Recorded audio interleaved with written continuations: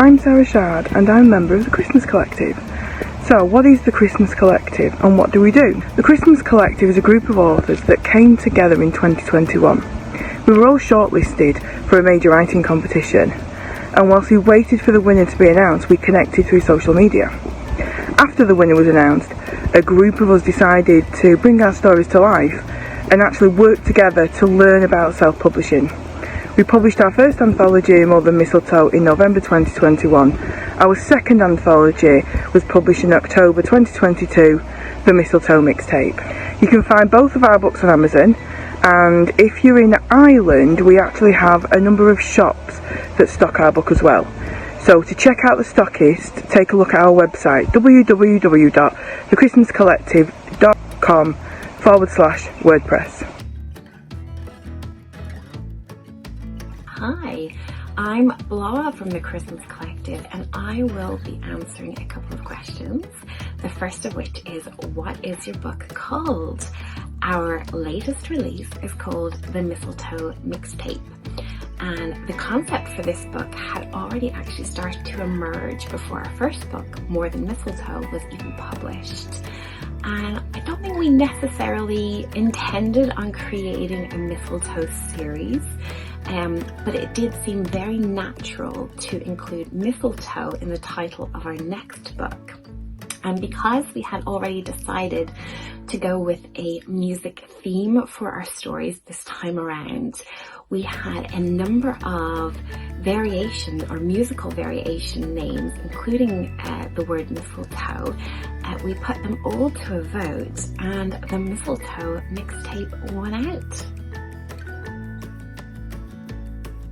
As I mentioned, the concept for this book had already started to materialize when we were working on More Than Mistletoe last year. We created a Spotify playlist of songs that were either referenced or included in that first book and some of the author's favorite Christmas songs.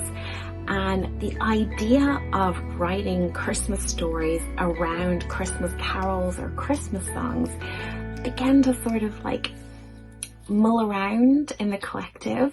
And when we sort of came back together and decided what are we going to do for our next book, it just seemed to click that everything would be focused, or our stories would be focused on Christmas carols or Christmas songs, Christmas number ones specifically.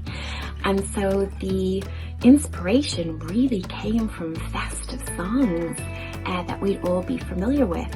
So they spanned decades.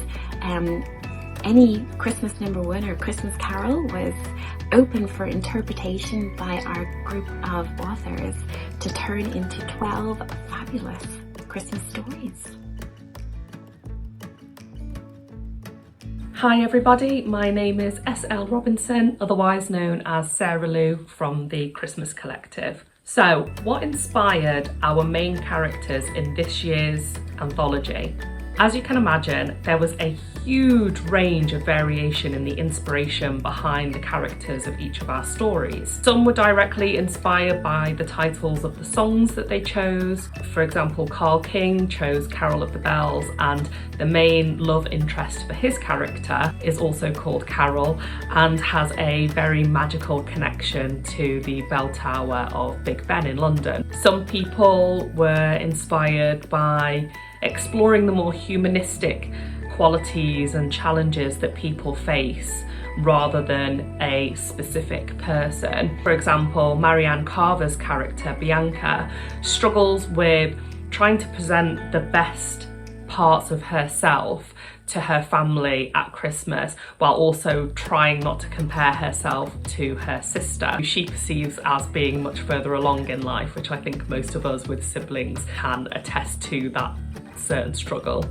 Joe Burkett's character Charlie is similarly trying to navigate life after he thinks he's got everything set, everything is perfect, and then unfortunately his life falls to pieces after a betrayal, and his story is all about how to overcome that as a person and believe in love again. Likewise, Jenny Bromham's character Sarah explores what it's like to start again in your middle ages after a divorce and how to keep that love alive and how it might come in the most unexpected places. Some of the characters were also inspired by the media that we see around us. For example, Helen Hawkins very much leaned into the romantic tropes that we see in every Hallmark movie and Netflix in order to create her characters. Donna Gowland was directly inspired by Kate Winslet in The Holiday and Ryan Reynolds in The Proposal for her characters. Michelle Harris was inspired by Regé-Jean Payne for her character Daniel, who is navigating a very traumatic event and how that impacts his love life and almost makes him lose a lot more than his initial loss that he's grieving. And on the subject of loss, we had Bláithín O'Reilly Murphy, and her character very much is navigating how a loss in your life can actually bring you closer to someone that you love. So there's a real nice juxtaposition there with some of the things that our characters are going through. Then there were those of us who were directly inspired by our own lives for our characters. For example, my character Lucky is going through a very tough breakup and thinks that she'll never find love again. And I was also going through a breakup earlier this year, though the circumstances were entirely different. But I like to process my emotions and my feelings through writing, and I thought I'm just going to make this as dramatic as possible and, you know, really play into the bad breakup stereotype, even though I hadn't really had that myself. I was also inspired by the movie Pleasantville, where they get sucked into the TV and they have all these big life revelations. Sarah Shard was really struggling with this year's concept and the inspiration for her character, so she did something quite ingenious and created a fictional village where she wished she could go to, where Christmas is fully alive. And her main character is a writer who is struggling with writer's block, and she goes to the village to clear that writer's block, and it definitely worked because she managed to complete her story and create a beautiful Christmas romance out of that initial writer's block. Amy Gaffney, who writes under the pen name Cece Maxwell, also created a village for her characters to reside in, and she was directly inspired by a jeweller she follows on social media for her character Gemma. Once she'd created Gemma, the love interest for Gemma came quite easily to Amy from that point. Hayley Jennifer Brennan is one of our members who is currently situated in South Korea, although she originally hails from Ireland. And much of this year, Hayley was trying to get back to South Korea after everything that's happened with COVID. Her character Paige is also over in South Korea and is navigating the unfamiliarity of being in a new culture while also trying to celebrate Christmas. On top of all of that, she then enters into a romance with someone that she doesn't like, so there's that enemies to lovers trope. So as you can see, we have a real variety of the inspiration behind our characters, but each one of them is dearly loved, and we had a great time creating all of them, so we just hope everyone enjoys them as much as we do. Well, first of all, I'd say fantastic, and you've got to go for it, and if you've got that creativity inside of you, then letting it out through writing a book is just a wonderful experience.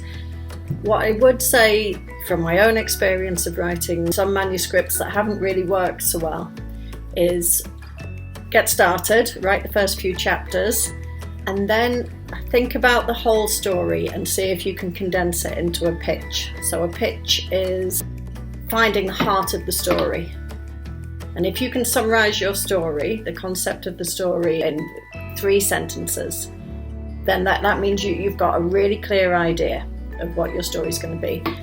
If you can't summarise it into 3 sentences, then it might be that you've got too many plots interweaving, it might be that you've got too many loose ends, it might mean that you need to go back to character development. So for me, I find writing a pitch is the best way to get my head clearly around the story as a whole. What's the heart of my story? And as soon as I've got the heart of that story, it makes writing the rest of the book so much easier. You can also use that pitch then to enter contests on Twitter Some of those are available for people who haven't completed their book. Some are only completed manuscripts, so you need to check that. But they can lead to fantastic opportunities to get responses from other people on Twitter. Sometimes you get responses that are very encouraging from agents or editors, and I've even had an experience where I've ended up with some excellent feedback on the opening chapters through a Twitter pitch contest for a book that I hadn't actually written yet, which I will be working on next year. Okay, so that's my advice, and thank you for the question.